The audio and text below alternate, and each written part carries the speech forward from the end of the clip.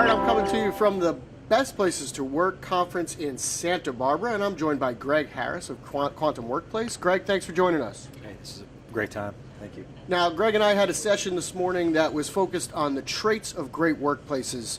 Greg is with Quantum that does our surveys and sees a lot of workplaces, evaluates a lot of places today. So, Greg, what would you say is maybe the one trait that really all great companies have today?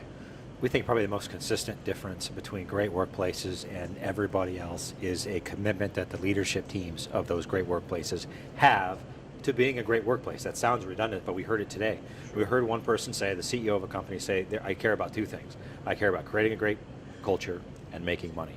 Those two things go hand in hand, and that commitment, that leadership commitment and buy-in is recipe number one. And is that something you see? Do you see that connection between sort of great corporate cultures and company success? Essentially, is there a bottom line connection to all of this? We see it, and it's not just our firm, but lots of companies that have come before us have detailed that relationship. Highly engaged workplaces, lower costs for recruitment, lower costs for turnover, and increase the performance, the actual output of workplaces and people.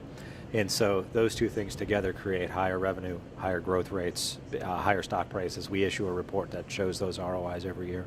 Great. Well, Greg, thanks for joining us, and thanks for the session this morning. Hey, thanks, Andy. This is a great show. No problem. Well, from the Best Places to Work conference in Santa Barbara, I'm Andy Cohen.